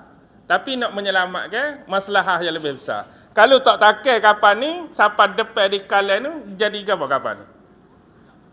Oh, nyorapah kau raja yang zalim, yang merampah kapal-kapal yang baik, kapal-kapal yang comel, kapal-kapal yang indah. Jadi, sikit pun tak apalah. Maksudnya masuk sepuas ni juga, cantah sikit. Nak suruh nampak uduh. Uduh ni, ambo tak ambil gini. Uduh ni, ambo tak rapah gini. Uduh ni, ambo tak rebuk gini. Jadi terlepas. Walaupun nampak cantah sikit, tapi maslahat, anak-anak kapal boleh guna cari rezeki, boleh guna cari ikan depan hari. Kemudian, yang kedua tu, tiba-tiba Nabi Khidir cekik seorang budak tak? Mati kawan tu. Oh, kejutlah Nabi Musa. Mati kawan tu, apa bunuh budak ni? Dia bukan buat dosa ke apa-apa. Tapi dalam ilmu Nabi Khidir, budak ni kalau dia besar, dia boleh buat apa? Dia boleh menyesatkan kedua ibu bapa dia. Jadi bila dia besar, dia boleh menyesatkan kedua ibu bapa dia dan menyesatkan orang lain. Jadi, bunuh kawan ni seorang. Mana catah seorang ni. Catah seorang ni, nak terjaga akidah orang lain, terjaga agama orang lain masa depan. Tak apalah bunuh seorang ni pun. Catah sikit. Kemudian, yang ketiga ke apa? Tolong bangun balik dia. Tembok yang hampir roboh. Milik dua orang, anak yatim. Maksudnya nak suruh ke apa? Nak suruh ikhlas sikit. Sebenarnya Nabi Musa mengharapkan ke apa? Bila tolong ni. Agak ada lah orang kapur tengok buat kerja saja ni, panggil, marilah makan sama hamba. Nak jamu, tapi tak, tolong ikhlas. Sini, kerak sikit. Hak jenis wak moga ni nak minta sesuatu. Wak moga ni nak upah, wak moga ni nak benda. Tolong kerak sikit, ikhlas bab ni. Jadi faham tak maksud hamba? Kerak hak sikit untuk maslahah yang lebih besar. Jadi bila kita tengok sini, kita nampak banyak pelik. Banyak pelik. Peliknya, ada jawapan lain sebenarnya. Jawapan lain. Setiap kali Nabi Musa tanya Nabi Khidir tu. Antaranya, bila Nabi Musa tanya, bapa mu merosakkan? Mu takai kapal tu. Mu tak takut tenggelam ke? Bila kita takai ni takut bocor ke? Takut kapal ni tenggelam, pakau kita tenggelam, pakau kita hanyut, pakau kita lemah. Jadi Nabi Khidir kata apa? Mu ingat ke tak, masa mu kecil dulu, mak mu letak mu dalam kotak peranyut sungai. Mu tak takut lemah ke? Mu tak takut tenggelam ke? Mu tak takut hanyut ke? Dia kelik balik cerita kawan ni dulu. Jadi kerana aku takai sikit, mu takut dah tenggelam. Takut dah hanyut, takut dah lemah. Mu masa kecil dulu, masa mak mu peranyut dulu, tak serah takut ke? Makan boya ke, sambal kau ikan besar ke, lemah ke? Senyap kawan ni. Jadi yang kedua, bunuh yang dianggap di sisi Nabi Musa, bunuh seorang yang tidak berdosa. Lepas tu Nabi Khidir kata, mengingat kau dok di Mesir dulu, murajin tersilap tumbuk seorang, mati kawan tu. Ingat peristiwa Nabi Musa tersilap tumbuk, sampai meninggal kawan tu. Sekali tumbuk, bukan pisah pun, bukan nak suruh mati, tak sengaja. Kebetulan takdir dia siapa, mati kawan tu. Mengingat kau dok? Aku mau nak kecek, mau tumbuk orang sampai mati tu, aku mana? Yang ketiga, mu bangun tu dengan ikhlas, tak minta kau satu. Mu ingat kau dak waktu mu lari ke negeri Madian, mu singgah bawah pokok, kemudian mu tengok ada dua orang wanita dengan kambing-kambing ternakan mereka, tunggu orang jantan ambil air. Mu pergi tolong, bukan mu tolong ambil air dak. Selepas mu tolong ambil air, mu tolong ikhlas kau, mu minta upah. Mu tolong ikhlas kau, mu minta upah, tolong ambil air tu. Mu tolong ikhlas. Serupa aku mana ni, tolong bangun ikhlas lah. Jadi dia ambil balik pengalaman Nabi Musa dulu. Jadi poin sini, Khidir boleh tahu mana kisah Nabi Musa dulu. Kita hari ni boleh tahu sebab Quran royak. Kalau Quran tak royak, kita pun tak tahu lah ke mana. Contoh Quran tak cerita, mak Nabi Musa letak dulu. Kita tak tahu sampai hari ni boleh kata Nabi Musa dulu kena peranyut dalam air. Kalaulah Quran tak cerita, Nabi Musa tertumbuk kawan tu sampai mati. Sampai hari ni tak tahu. Kalau Allah tak royak, dia tolong orang Tino saat ni, tak minta pitih dengan ikhlas. Sampai bila kita tak royak? Tapi Nabi Khidir ada turun kitab kau dia. Sampai dia boleh relate, dia boleh reverse balik cerita kawan ni. Ke mana tu? Ni nak kata Dia tu nabi ke wali? Sebab itulah ramai ulama kata dia ni nabi. Sebab nabi boleh menerima wahyu daripada Allah. Wahyu yang khusus. Ilmu dia ni ilmu khusus. Sebab dia nampak dah depan. Dia nampak dah depan ke apa? Raja hak zalim, hak rapah kapal. Ni panggil ke apa? Ni sebuah bahasa Kelantan kita ni, panggil ilmu lipat bumi ni. Ramai pihak ilmu lipat bumi ni ambil pogulung tikar gitu. Tidak. Lipat bumi ni maksudnya dia nampak dah gapo hak depan. Apa panggil lipat bumi. Nampak hak depan. Dia tak sampai lagi tepat. Tapi apa yang dia takkan ni? Seolah-olah Allah beri ilmu pada dia, pengetahuan pada dia, tahu dah depan tu ada raja hak zalim rapah kapal. Dia tak sampai tepat lagi. Kalau ilmu kita kena sampai situ. Ada orang rapah kapal sini, kena sampai tepat kita. Dia ni tahu dah. Dipanggil lipat bumi. Maksud lipat bumi tahu gapo depan. So lagi hak nombor 2 tu dipanggil lipat masa. Lipat masa. Apa lipat masa? Tahu dah. Budak ni bila besar, dia akan menyesatkan orang, menyesatkan mak pak dia. Padahal dia umur berapa baru. Tapi alah ke depan dah tahu. Kalau besar kawan ni jadi gini. Kita panggil istilah lipat masa, lipat zaman. Tapi tak sel lah kalau jenis orang alik sana duk takkan semacam. Apa lipat bumi kita guna istilah je. Dia faham lagu lain. Lipat masa. Tuan-tuan faham kalau hamba sebut tu gapo hak hamba nak tak? Kita guna istilah lipat masa, lipat zaman. Bukannya kita boleh golong masa, boleh golong zaman. Hak sengerti secara ni. Tak. Gitu ilmu Nabi Khidir. Jadi, kisahnya kerana banyak tanya, banyak soal, boleh kurang-kurang 3 perkara. Kalau dia taat sungguh tak menyoal, tak menanya, banyak lagi kau boleh. Banyak lagi. Tapi memang takdir tu ada. Sekat 3 tu je. Tapi nak ayatnya, sedarlah Nabi Musa, memang ilmu dia tak sama dengan ilmu yang Allah bagi pada Nabi Khidir. Pelambangnya ada waktu burung singgah di dek kapal, depan kapal tu, burung tu ke apa? Burung tu patut dalam air kan? Jadi bila burung tu akak paruh dia, terlekat sisa-sisa air di paruh. Maka Nabi Khidir kata, bandingnya ilmu aku dengan ilmumu supaya air hak lekat di paruh burung. Bandingnya ilmu Allah supaya laut hak dia celup tu. Allah tu supaya laut tu. Tapi hak mungah aku supaya hak duk lekat air di muka paruh. Sikit sangat. Sikit sangat je. Lepas tu kalau kita tak tahu mana lah hak kita. Tak ada kau satu lah kita ni. Tu nak bandingnya. Jangan kita rasa megah, rasa riak, jangan bangga. Jadi sebab tu cara nak kikih ni dengan tawaduk, dengan rendah diri. Jadi Nabi Musa dengan rendah diri belajar. Bolehlah 3 perkara ni sekurang-kurangnya. Padan dah tu. Ni panggil hikmah kita kata dah. Tersirat di sebalik tu. Hak kita tak tahu. Dia supaya nujung 14 nak buat ada. Nujung 14 kau Musa berjanggut Musa berjanggut lah ke. Bubuh belakang dalam seuncang tu. Kalau kita mari sikit orang gila. Mari rumah ni orang gila. Mari rumah ni orang tak betul jalan. Last sekali mesti cerita pasal dia dah tak. Ni bukan gila ni. Maksudnya mungkin ada sesuatu. Cerdik sikit ke. Maknanya ada sesuatu sungguh lah. Maknanya benda-benda gitu. Kita nak jumpa guru-guru seperti ilmu Nabi Khidir pun senang kau susah. Senang kau susah. Susah nak cari ilmu-ilmu demikian. Pak kita pun bukan jenis orang muda lah ni, bukan jenis nyari dah. Dia nyari muka lain. Dia nyari ke apa? Dia nyari Instagram, dia nyari TikTok. Dia cari hak tu. Dia tak cari tok guru dak. Tu kena penting kita belajar. Jadi hamba rasa boleh berhenti dah ni. Hamba tak cakap dah ni. Alik sorok. Engkau tiap-tiap malam ke tak? Okey. Ada permintaan dah.